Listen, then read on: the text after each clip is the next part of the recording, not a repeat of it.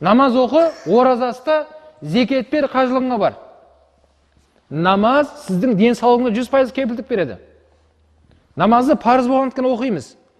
Бірақ оны ғалымдар айтып жатыр, 12 күніне 5 мезгіл намаз оқыған адамның денсаулығы, ол намаз оқымаған адамдардың денсаулығымен салыстыруға келмейді дейді. Әсіресе мына Алматыда мен тұрам, сөзді таңертең байқаймын. Мына орыс халқы дейміз ғой. Сол орыс халқының аталары, апалары ғой енді. Сол кісілер көп көремін көшеде. Таңертең жай жүгіріп жүреді. Гимнастика дейміз ғой. Қимылдап, соны нелерін жасап, денсаулықтарына. Ол анау намаз оқығанда емес екен бәрібір. Намаз оқығаннан бұрын біз не істейміз? Дәрет аламыз. Дәрет алып, бүткіл тазарып, дәрет намаздың парызы ғой.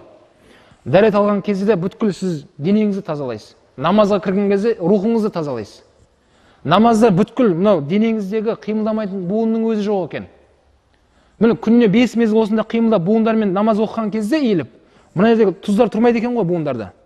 Аяғым қақсады, қолым, басқа деген секілді ондай нелер болмайды. Біздің ата-бабаларымыз 80 бай, 90 байлар болды ғой. Қазір 50 бай, 40 байларды естіп жатырмық қой қазір. Болды ғой уақытында 70 бай, 80 бай деген аталарымыз. Неге сондай бақуатты болды олар? Себебі олар намаздарынан бекем болды, Алланың парызын орындады, оразасын ұстады. Осылай Алла Тағала оларға күш қуат беріп қойды, Алланың берген аманатын осылай сақтап кетті олар. Біздер қазір келіп алып, Алланың бұйрығын орындамастан, тыйым салынғаннан тыйылмайтын болсақ, онда сыртың әдемі болып көрінгенімен ішің бәрі қаусап қалған ғой сен. Сыртың 35-40 болып көрінгенімен жасың. Ішіңде қарасаң не? Бір 70-тегі ақсақалдар сияқты азаматтарды көремін қазір. Белден қалып қойған, аяғынан қалып қойған, тағы басқа. Өткенде бір бауырымды көрдім пойызда. Анау бір қойлары болады ғой. Өкпесі түсіп жөтеледі ғой. Сол сияқты жөтеледі ғой. Мен айттым, тағы біраз шекпейсің бе темекіні? Шек тағы біраз. Тағы біраз шек, сосын қояды жөтелің сол. Міне, денсаулығын өзі ауруды сатып алды. Енді мен саған Құдай не жаздың деп жылауға болмайды. Пайғамбарымыз саллаллаху алейхи вассалам нені меңзеді? Ауру келуден алдын нені біл деп жатыр?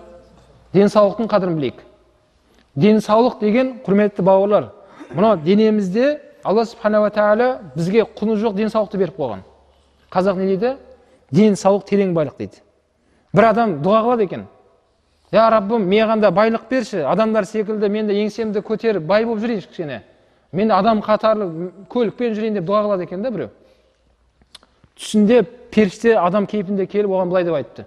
Сен Алладан дүние сұрайды жүр екенсің ғой, бай болғың келе ме? Онда сен бай қыламын дейді. Бір көзіңді сатасың ба дейді. Қанша миллион долларға сатасың дейді.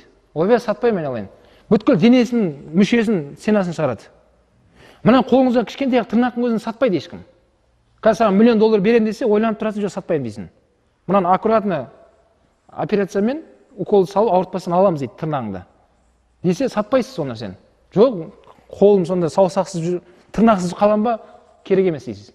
Демек, біздің денеміздегі әрбір мүшеңіздің құны жоқ негізінде. Аллах Тағала сондай денсаулықты беріп қойған. Денсаулығыңыз бар ма? Сіз байсыз ғой, Аллаға шүкір.